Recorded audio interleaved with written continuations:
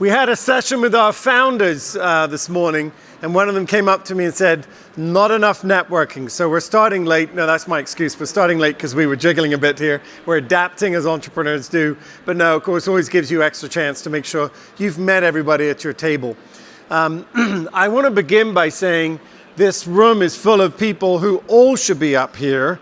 But we drew upon the expertise of some principals who certainly at GEN we see as the primary thought leaders and drivers of much of what we do in the United States in terms of advancing entrepreneurship. And I can't tell you how honored and privileged we are to have them here because they're all the heads of institutions that certainly have been the foundation of what we've done here in GEN in the United States. So they don't really need an introduction to this audience. Their bios are all in your app, but I do want to invite them to come up. So first of all, Andy Stoll. Okay, hands up. Does anybody not know who Andy Stoll is? No, I'm not going to put you on the spot there. Andy, of course, has been a leader at the Kauffman Foundation and all the eShip work in his career and so many other things. But of course, a soon-to-be new-named organization is one that he leads around. What's it? You can say eShip Alliance. You can say it out loud. It's been announced here. Okay, so you heard it here maybe for the first time, but the Entrepreneurship Alliance, the eShip Alliance is going to be the new name of the Ecosystem Builders, EBLN. So you'll hear that on the main stage a little bit later too, but we're going to definitely. So Andy, thanks for being here. Iffy, please come and join us.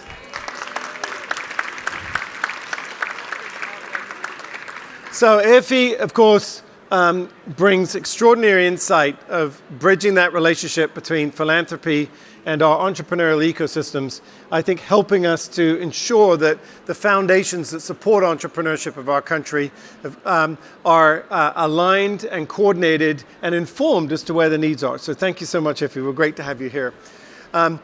Mark, please join us.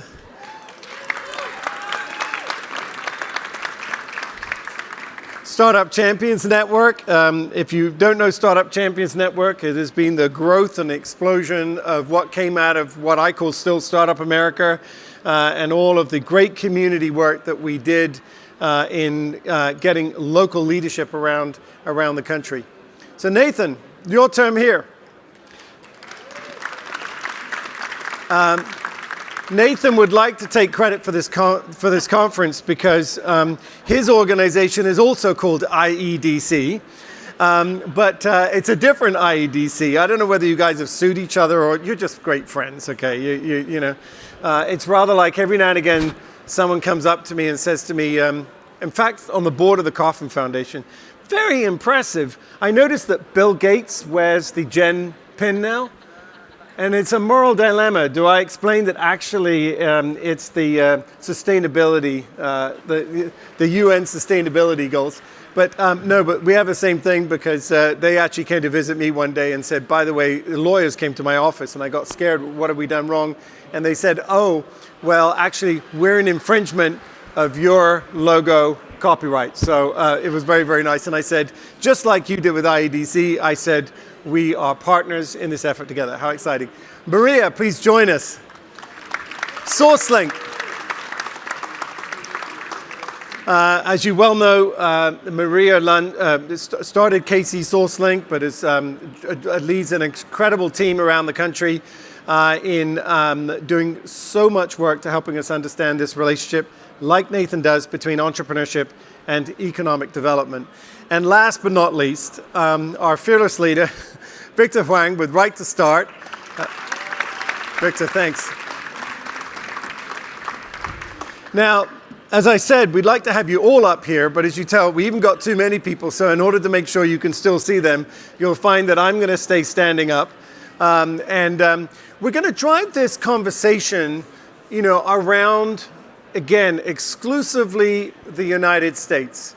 I want to point out we've got some people here that look at this from global level, like Peru. Thanks for the great job you guys are doing in this on the global level on the diplomacy side. But today, it's about the United States. We have been the leaders in entrepreneurship as perceived by the rest of the world for decades. And so the question is, I outlined at least our perspectives on some of the biggest priorities that we face as a global entrepreneurial ecosystem. And the question we wanted to discuss today from the leaders of all of these organizations, which, by the way, again, remember, they run these organizations, is what can we do collectively that is bigger than the sum of the parts better? But I think before that, to get different perspectives on what is the most important priority for advancing entrepreneurship in the United States over the next 10 years. We have a big outcome for this conference, which is what are the things that we're going to focus on as a global ecosystem over the next 10 years. At Gen, we've announced 5 areas where we've got strategic priorities, and we've got new programs ready to roll out, following input from people at this conference. But, and I've mentioned several of those, which I'll bring into this conversation. But before I influence this community with our perspective on this, I want to invite each of you, if you could just in a very quick form, give us your perspective on what do you think is the most important priority. And you could, if you wish, look at it at what can we build on, or what can we improve, what do we need to fix. So let's look at what you think is the most important agenda for us if we're going to increase opportunity for more Americans to start and build companies. So I'm going to go ahead and, first of all, if I could start with you, Maria, because you obviously reach into a lot of traditional communities in economic development entrepreneurship in the United States. So give us your thoughts. Looking ahead, what are the really big things you think we should concentrate on? If we got unlimited resources, here's what we're going to focus on. What should we do? Okay. So I know everybody else is going to say really great things and probably cover a lot of topics I would. So I'm going to throw this one in. I think entrepreneurship and attraction have to come stronger together if we're going to build what we want to build in the U.S. And here's why I say that. We know in the U.S. that one of the things that's in front of us is that we want to bring some of our supply chains back into the U.S. and we want to do different manufacturing in the U.S. And in order to do that, that is going to take a massive partnership between attraction and entrepreneurship. And so anything that we can do to make it easier for our small businesses to meet our big businesses and to give them the capital and things that it's going to take to grow these supply chains is going to be very important. Okay. All right. Nathan, we're going to take you next. You agree with that? You have a similar perspective to SourceLink. Well, I do, and I'm going to build off of what Maria said. And I think for me, from an economic development perspective, for far too long, economic developers have said, we don't deal with entrepreneurs. And ecosystem builders have said, we're not part of the economic development ecosystem itself. And so bringing those two, what I would call fields, together and helping them understand the interconnectedness between ecosystem building and economic development, the opportunities to bring small businesses and large businesses together to really drive an innovative ecosystem in a place is what's going to help businesses of all sizes thrive, and most importantly, communities of all sizes thrive. Okay, let me push back on that first of all. How much of that is what we've got to focus on in the future? Have we been trying to do that already? I mean, I hear people say, oh, small entrepreneurs and big businesses are sort of symbiotic. They need each other. One needs to disrupt the other needs to nurture the other. So Nathan, if we still have to focus on that, some thoughts on what, have we been trying to do that? I think we absolutely have been. I think we haven't done enough or been successful enough at that. There's too many conversations today where I go into a room with ecosystem builders and they say, well, we're not a part of what that is. We have our own component. We do this separately. The same thing when I go into rooms of what you might call traditional economic developers, where they'll say, that's not really what we do, and we don't want to do that in the future. And it's not about each of us doing the work itself, but supporting one another in the work to make sure that you can amplify, support, complement one another, and build the larger ecosystem that's going to allow for economic prosperity. Fantastic. Mark, your thoughts. It can be related to the economic development, entrepreneurship, relationship, or manufacturing point, or completely different.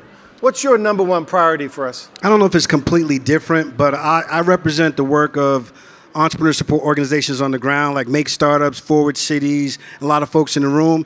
And I think for me, if I could really be frank about the U.S., we got to keep our eye on the North Star on building inclusive and equitable entrepreneur ecosystems, no matter what the noise is, because they become sort of bad words and very, very politicized. But we just got to keep our eye on the North Star because, yes, there's the tech communities and the hubs, but there's a whole range of communities that you all represent that still need the same access, seeing the same resources, the same hope that if I have an idea and I want to do something, there's resources that'll get to me. Fantastic. Absolutely.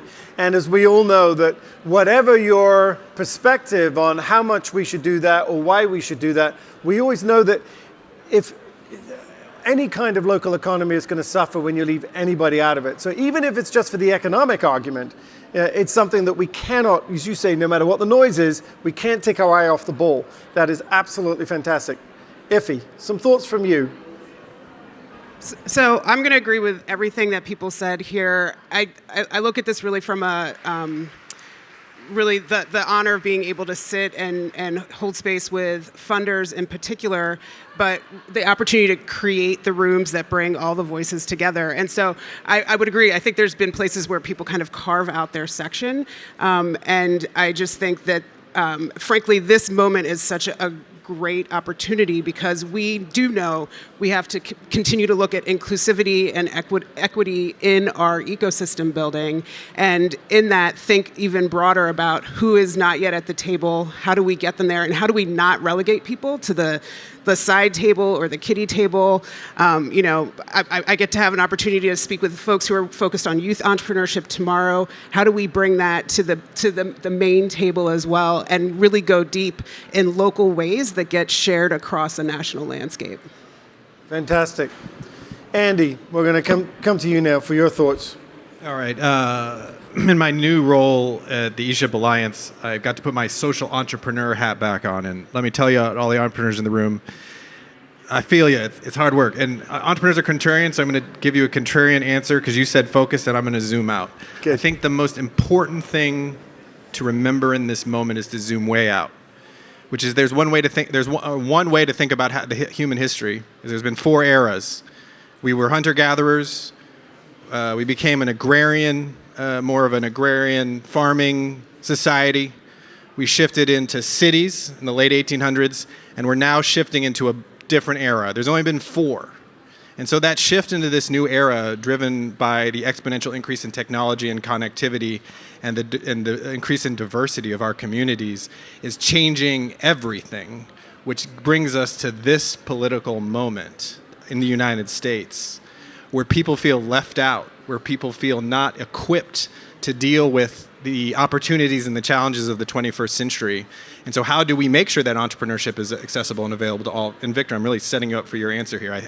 Because Victor's way better on talking about this, and hopefully we'll set him up. But the people who are going to help us bridge this urban or sort of city-oriented to this new era. The era doesn't even have a name yet. I call it the connected age.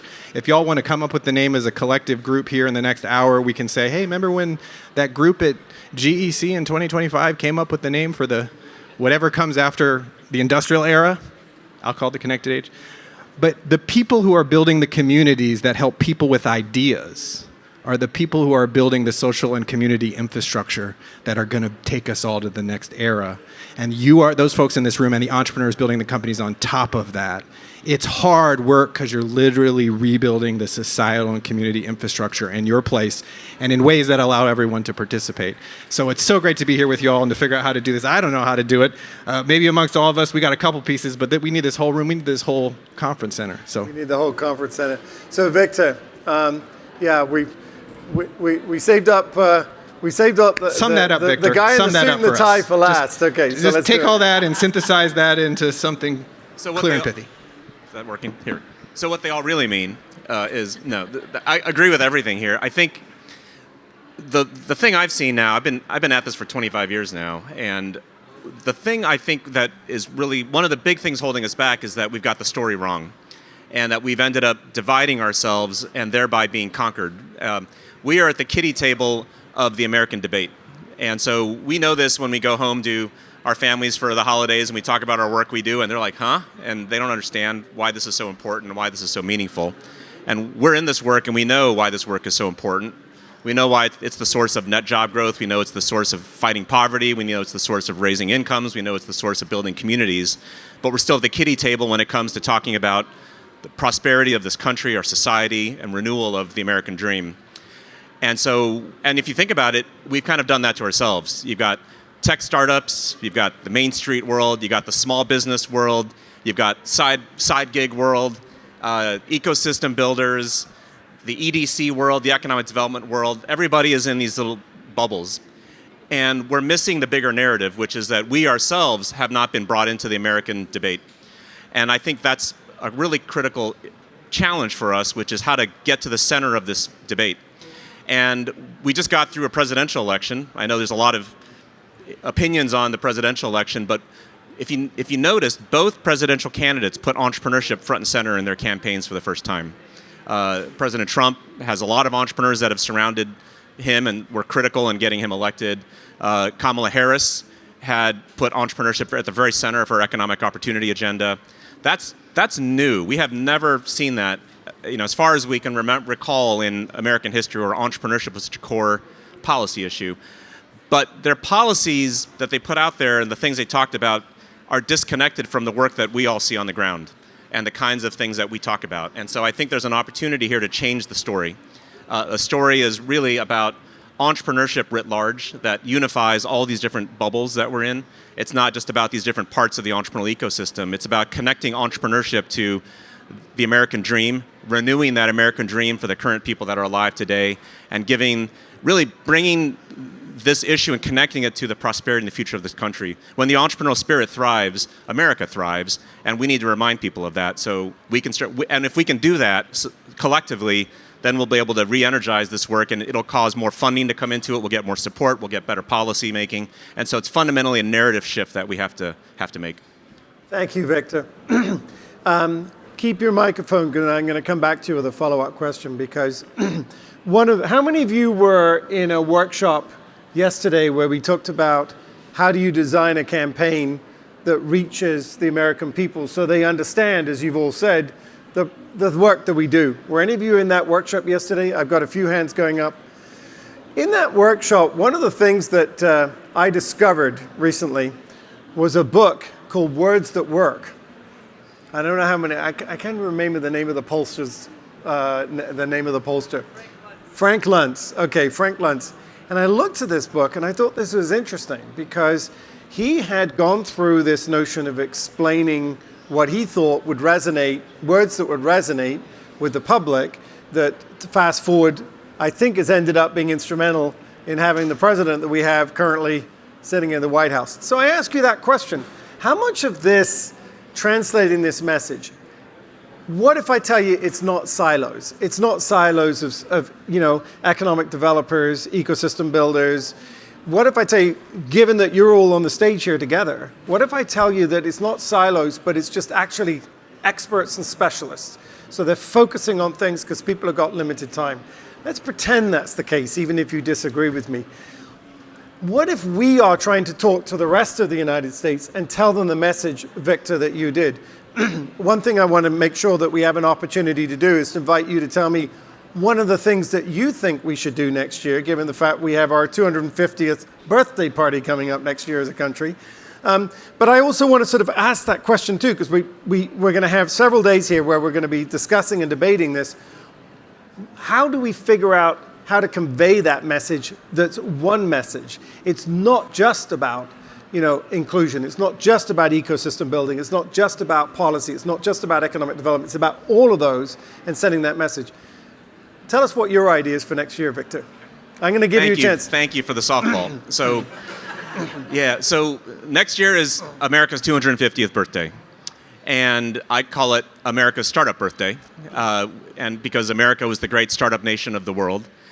And that birthday is about to come and go without entrepreneurship being at the center of that. And so we can't let that happen.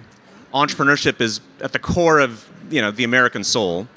And we have a chance to bring that to life. And so we're about to launch a campaign. We're going to officially announce it tomorrow, but I'm going to give you a preview of what this is, which is a campaign in celebration and honor of America's 250th to renew the entrepreneurial spirit in America and to tie the prosperity of entrepreneurship to the prosperity of America.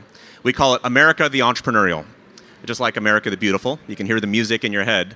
And the plan is, instead of a 250 celebration that's being told to us by people in leadership positions, this is a celebration of the people, from the people. And so we're going to create an open platform where any organization in the country that wants to be part of this 250 celebration, be part of America the Entrepreneurial, that wants to host events and activities, start clubs, start chapters across the country around this stuff, will have a platform to do that. And so we'll have a toolkit with a logo and brand and messaging and the things you need to actually be part of America the Entrepreneurial, and have a whole swarm of activities all next year to get that message out and to get Americans buying into it. So we as a group are speaking with one message to the rest of the country. Thank you. And I'm pleased to say we'll announce tomorrow that Jen, through the Global Entrepreneurship Week campaign, will be the first partner in this effort. And we're going to make sure that we make that part of the national campaign next year, at the end of this year, leading into next year. So Victor, we're super excited about that. And I hope when he announces that officially to everybody tomorrow, you'll all come in the main room. Let's give Victor a big round of applause for that. So that'd be great. Jonathan, can I respond a little bit? Go ahead. E-Ship Alliance is in on the campaign. I'll commit right now publicly. But I want to respond to that, but also your earlier question, which is, this notion that there are people in silos, but maybe they're experts and doubling down. And there are people in here that are experts in your world. And a lot of the work that this group has done over maybe the last 10 years is to make sure we're linking and leveraging amongst these many different national networks, and hopefully modeling to folks on the local level to really recognize that ecosystem building is a team sport, that not one individual or one organization can build that ecosystem. It involves policymakers and university people and economic developers and grassroots champions and foundations and all the different types of folks that are represented here at GEC today. And the challenge I would give you as you are headed back to your communities, if you're in a local community, is to recognize that it is a team sport. And maybe 10 years ago, and Mark, when we started the Startup Champions Network, there was like one person from every town. It was like, God, I hope every town has an ecosystem builder one day. But now a lot of those alliances are entire councils of people. And so who else could you invite that maybe doesn't work in your industry or your sector, or maybe has a different hat on, or doesn't speak the same language of you, or into your group to build that ecosystem? Because I think what Victor's getting at is to remember the story of America when it was founded, and renew that spirit of entrepreneurship, but also that spirit of we the people. And it's how do we get through this transitionary time, and we have to shift that our communities and our country really from that story of me to the story of we. And in a way, entrepreneurship has got a little bit hijacked by the story of me, which is like, well, look how much I raised and look how cool I am as the founder. But we all know entrepreneurial teams are what's behind an entrepreneurial success and entrepreneurial communities. And so that narrative change is really about, and my sense of what you're also saying, is to remember the spirit that America was founded on. It was a startup nation, a 250-year-old, 60-year-old, 50-year-old startup idea, but it was we the people, not I the people. And we've got to get back to that. Yeah. And it really is about the promise of America, which America has always been in the process of trying to live up to. Because if you look at the history, we haven't always lived up to it. In fact, it's sort of, this is a country always in motion, always trying to live up to that promise. And so that's really core, is how do we take that original promise of America to say, how do we update that for today, the people of today, for the entrepreneurs of today, for the communities of today? And that's an opportunity where we can open that up and let all of us be part of that national discussion, and bring in your family, your friends, your neighbors that actually haven't been part of that discussion before. And it's Mark, the diversity of the expertise and the backgrounds and that's that mix that is the secret of that promise. We are, after all, the the most famous melting pot in the world. I want to come to that, Mark, if I can. So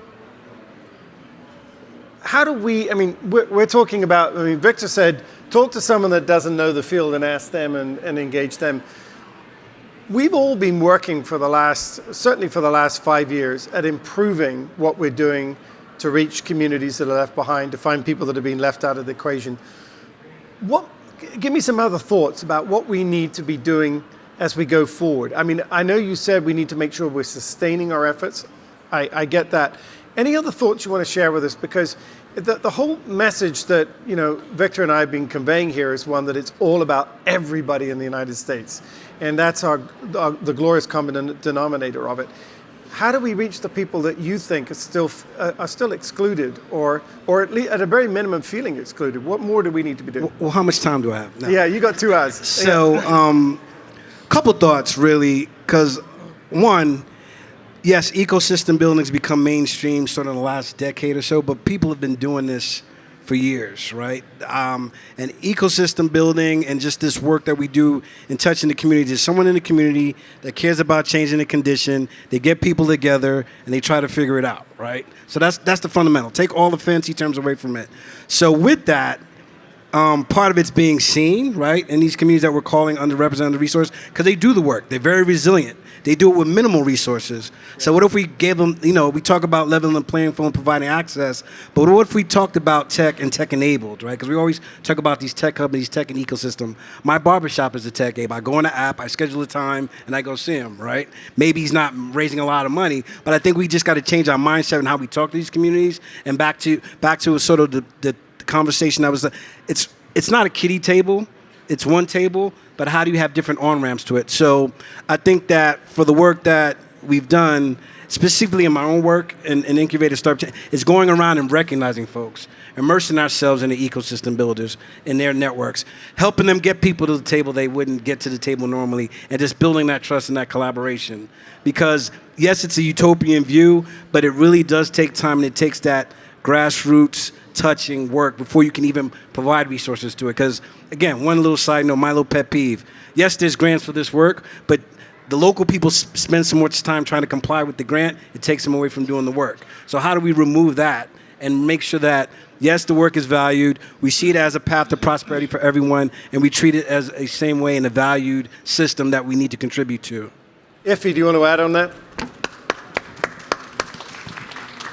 Yeah, I agree with all of that, and I think that there is this piece. I'm like chewing on your question and the ping pong between Victor and Andy, but I also there is just this piece of one, remembering that they're very intentionally remembering that there are people who have been left out and have been left out with intention, right? So you're kind of reversing that, and then also keeping in mind that we can show up places and talk about these things. I love this idea of a campaign, and then the other part of me is thinking, and then how do we take that moment where we've come around this spirit of what America can and should be, and how America will be at her best when we stop leaving people out, and then step into another room and another conversation and maintain that unity, right? Because I can walk into a room and draw a web of connection between me and so many other people, but I also can walk into that same room and be like, statistically, we didn't vote the same way. So how do we take that spirit, make sure everybody understands that when, and I'll use myself as an example, when I as a Black female show up in a leadership position, I don't show up as an exceptional person, that there are a whole lot of others who came before me who are standing in an exception as well, and who are going to come up behind. And how do we keep people recognizing this is the way, this is how we actually make this space and this country what it has the potential to be and what it can truly demonstrate, and not be afraid of that. Nathan. The other piece that I think we don't do a good enough job is understanding, to Mark's point, there's this whole spectrum of types of entrepreneurs and companies that are built. And they're going to look and feel differently in different communities. And so understanding how do you build the capacity for any place to provide opportunities for entrepreneurs to grow and thrive. And then how do we measure the impact of that? Because I think oftentimes we get attracted to the big shiny object, the big $100 million raise or big, 5,000 jobs created. But in many communities, the creation of 5 jobs could be really impactful. And so how do we measure that impact in the community for the individual who's running that business, but also for the community they're affecting writ large? And so I think part of that problem is the metrics we use, and we have to identify how do we show impact as opposed to always just looking for scale. Maria, you're going to say something, but I also want you to comment on metrics and impact if you can. It's something you know a little bit about. Yeah. So just to comment on this conversation, to take it down to the grassroots level, what we're seeing is amazing champions arise out of communities that we didn't see champions in years ago. And they are taking the lead in doing some wonderful things. But they're coming to us saying, we need help. We need to know how to write those grants. We need to know how to lead our organization. We need to know how to connect. So I think this capacity building for entrepreneurial support resources goes beyond just money, and it goes into all those things you need to know to build and lead a nonprofit generally organization. So one of the things that I think we need to really think about is, are we not only getting resources out there, but helping lift these organizations in training them to become better at the work that they do. So that's that. All right, metrics. Yeah. What would you like to know about metrics? Well, I want to talk about metrics a little bit because I kind of threw. I mean, every now and again, I like to be a little bit self-critical of our field. Okay, to the extent that we're a field, but let's face it. I think we're all evangelists for entrepreneurs in this room. So I think to some degree we're a field. And as we discovered in this panel, and in many of you, we've all got a different role we're playing in it, even if we're sometimes siloed from each other. So I want to sort of ask this question. I threw this out looking at this from a global perspective, is that how do we, part of, for me, convincing the unconverted is that we actually do this very well. That we actually, it's not just a social impact, it's not just a social return on investment, but they can see all of the dimensions of that return on the investment.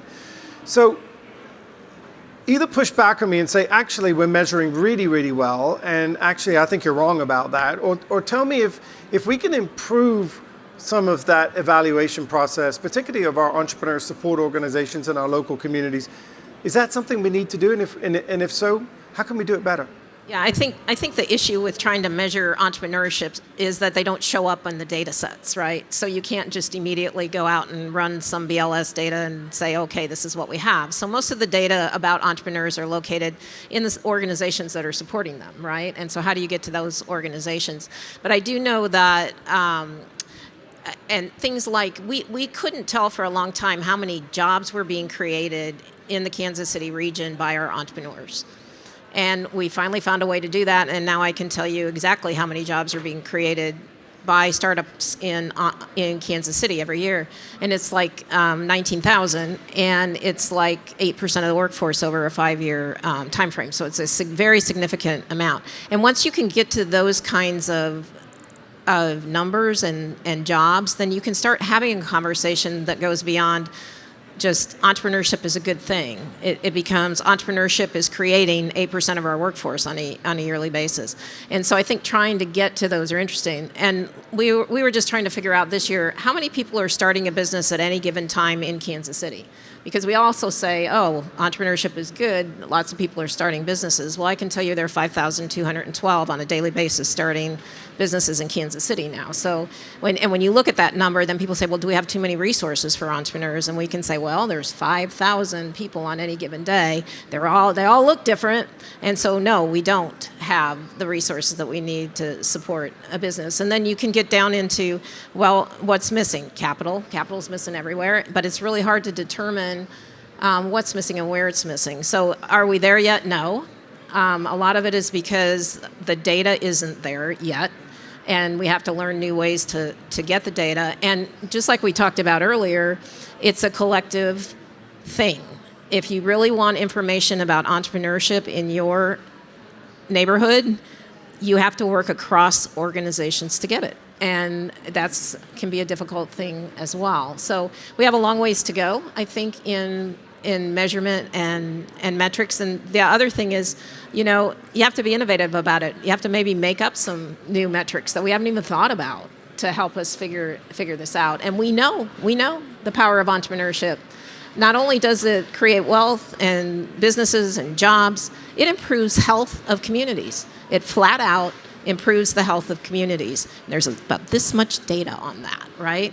And so if you have a community that's full of entrepreneurs, you're healthier. You're just healthier. And so how do we measure those things? So I just think there's all kinds of things we can look at. Yeah. Do you disagree with the fact that we need to focus on better ways to get that data? Oh, we need to focus on better ways to get the data. All right, for sure. Good.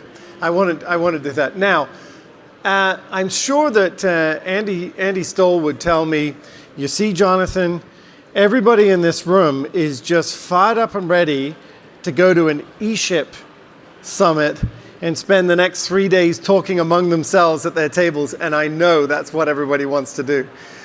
What we tried to do today is to drive that discussion, but I want to point out to you, we're going to be going on through Thursday evening. Not everybody's staying to Thursday evening, but most are.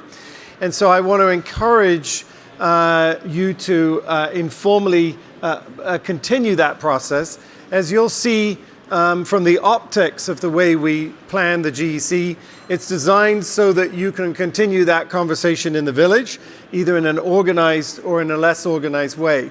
But I also want to give our panelists in the last couple of minutes that we have an opportunity to, I'm going to give you permission to do I'm going to ask you to do one thing, and I'm going to give you permission to do another. I want you to conclude with, a key insight that maybe hearing all of this discussion, you wished you'd had a chance to share. But I'm also going to give you permission if there's something that you would like to tell people about, especially something happening between now and the end of the GEC that you want the community of the American community to participate in. So if there's anything either at the GEC or outside of the GEC, I'm going to give you your chance to have your, because you guys don't take plugs, because you're all, we're going to have Brad later on reminding us that give first, give first, give first. He always says to me 3 times, he's like, you got to give 3 times before you even think about whether or not it was worth giving that in the first place. But so you guys are classic examples of givers. You always ask me question, what can I do for you? Many times before otherwise. So I'd like to, Andy, go first with you. Anything you want to highlight to us in the last few seconds? My lesson from my aha in the moment was to remind myself to go check out Maria's work on metrics. The reports are called Recreate in KC, and you just got a 2-minute masterclass from her on metrics. But y'all see what SourceLink is doing, and y'all come to me and say we need better metrics. I just go say what Maria's doing. So we create. That's why I got to go do that and check out the models on the wall, the ecosystem maps from Maria and Victor, and comment and give feedback. They're all around the hall in there. Have you seen the ecosystem maps in the hall? It says ecosystem building everywhere. Okay. If you haven't seen them, go and check them out. This were an eShip Alliance Gen collaboration to start some conversations about eShip models. Alliance's idea. Yeah, but someone had to make them look sweet, so get them on the wall. Iffy. Oh, wait a minute. No shameless plug for yourself? Good. Still giving back. So I think one of my things from this conversation that I haven't said that I just will float out there, and it's not an anti-metrics statement. It is, I think if we're thinking about the unconverted, and I think there are a lot of unconverted out there, I'm not convinced that metrics is how we convert them. It may be how you convert some who will want to think intellectually about this, but if we're thinking about the people who are walking down the street next to us every day, there is something really experiential and figuring out how do we make clear who we are and what we do, and what we know is that I think the greater population does not understand how they interact with ESOs or nonprofits or foundations on a daily basis. And so there's a piece of that to actually get to the unconverted. It's going to take a different level of creativity. So that's one thing. Secondly, and partly because Kristen Fuller is in my line of sight, and we'll be like, why didn't you plug this? Tomorrow, I am talking with some really great folks about strategies around youth entrepreneurship. It's a panel that includes funders and non-funders. They are really, really brilliant people who will be in the room, so I really encourage you to come find us and come hear that conversation. I am just deeply grateful to all of them for saying yes and for the invitation to be part of this. And I am going to somewhat plug EFN and say, if you are receiving funding from a foundation that is not yet associated with EFN, encourage them to come to the table, not just because it'll make me look good, but because there is magic that happens when you put foundations at tables together. And if we are going to actually tackle what everybody in this room cares about, that collective is really essential. They can do more together, and so let's encourage them to get to that table. Let's see. My aha moment is that Cameron Cushman is in the room. I see Cameron. Hey, Cameron, he's OG. I don't know if it's an aha moment today, but what really sparked me today was that, a lot of the work we've been doing is around policy, right? Because, Victor sort of set the table and we've heard the conversation, but getting local entrepreneur organizations organized around policy has always been important. But even when you talk about, celebrating America's 250th birthday, that really clicked to me that we really need to mobilize more of the community. So that's that. I think the plug, always shameless plug, Startup Champions Network this fall will be in Augusta, Georgia. Our hosts, Eric and Grace, are right there. Longtime members. We're going to go explore their ecosystem.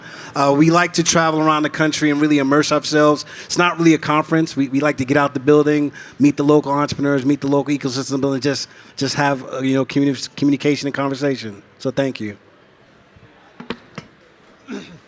And I'm a fan of the Startup Champions Network conference. I got to go to the one in Virginia, so thank you. For me, the aha moment is honestly just being on this stage. I would venture a guess that 10 years ago, IDC never would have shown up to this gathering with this group of people. And the fact that we are working with every single person on this stage in some way, shape, or form is what, to me, makes this work really special. And the fact that we can gather a group, not just on the stage, but the folks in the room here who are collaborating. In economic development, competition has always been the game. But to me, where you can build collaboration is the future of where economic development is headed and where the future of engaging communities, engaging entrepreneurs, engaging in the ecosystem in a deeper way. And so being a part of this group, for me, is really special, personally, but also for us organizationally. Shameless plug, Maria, along with a number of other folks, helped us design the first ever entrepreneurship-led economic development certification within IDC. It is the gold standard in driving entrepreneurship at the heart of your economic development strategy. That is not something that IDC was doing 10 years ago. It, quite frankly, wasn't even a conversation 10 years ago.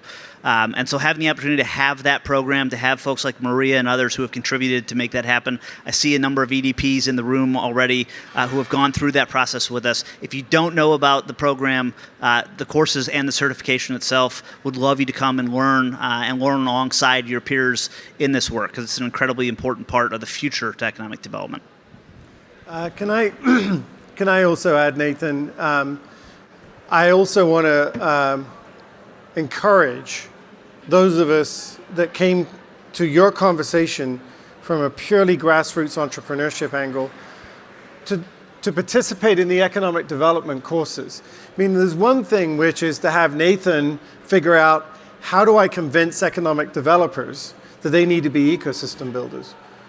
We also need to make sure that we've done the education of ecosystem builders to understand what's going on in the mind of those people that are often paid to spend their time developing economies.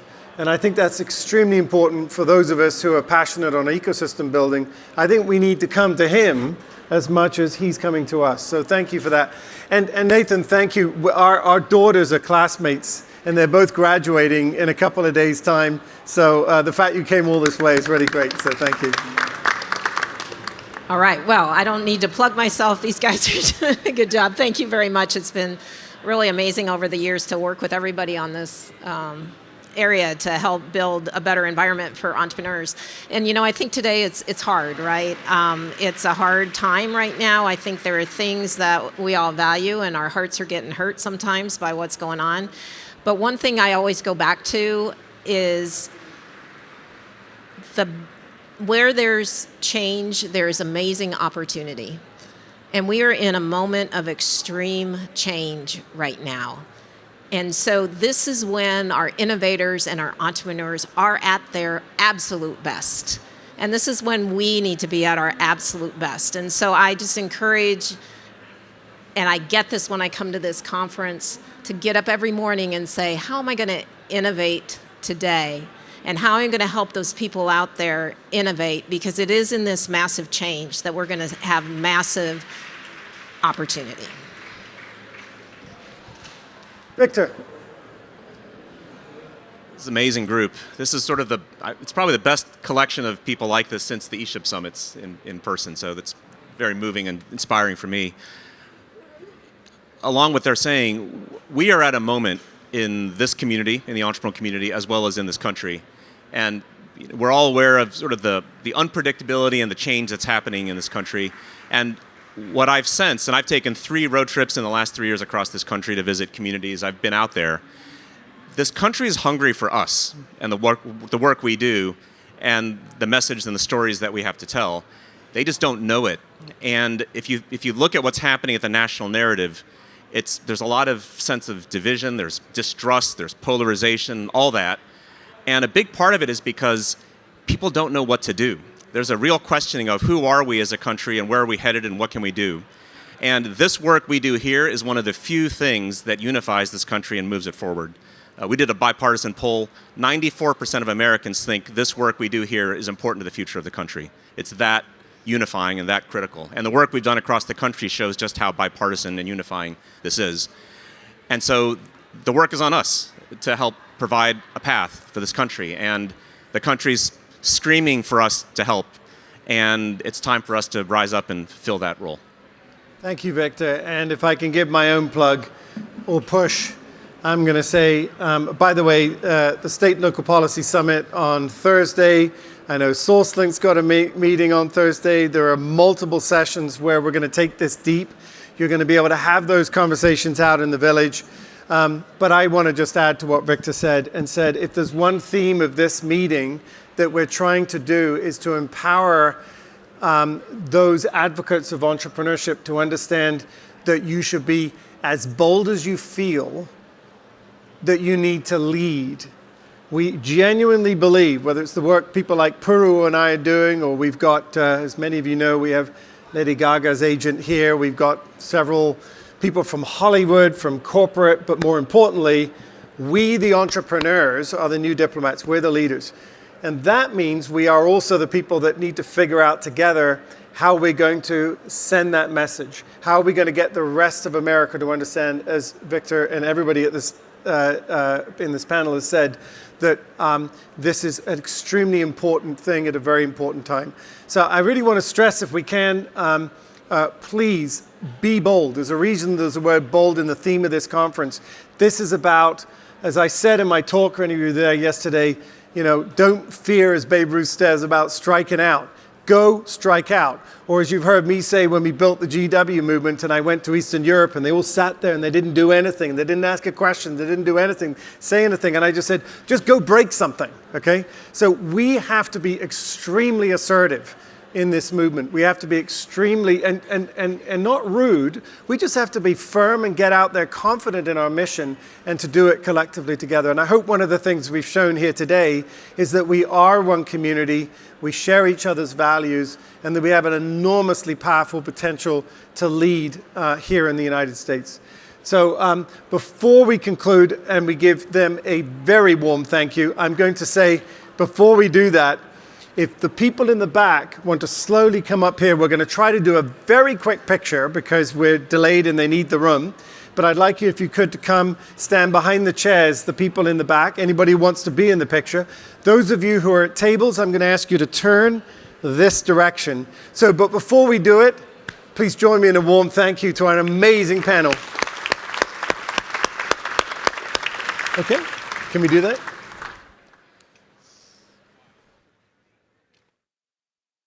let's come up to the front. If you want to be in the picture, just come face this way. Any of the people in the back, please come up on the stage.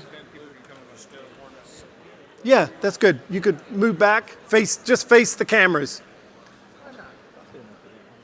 Our photographer's here somewhere. Who's got this lens? Over Okay. here.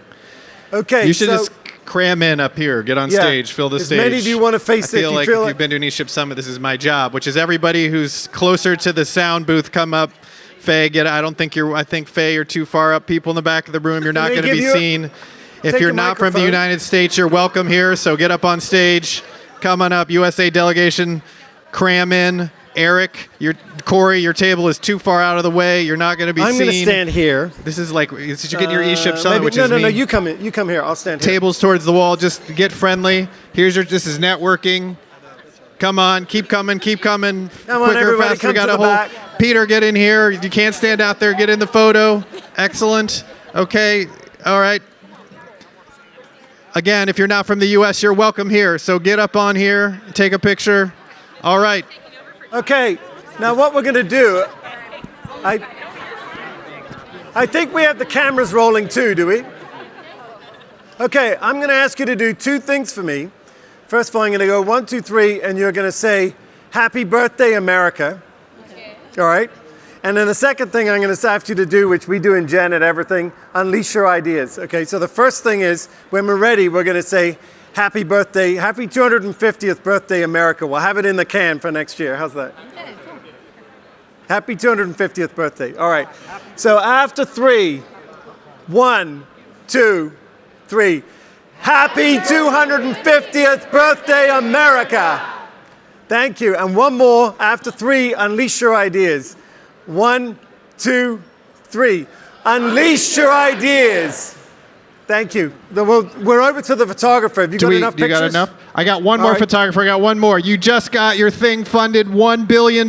What's your reaction on the count of 3? 1, 2, 3.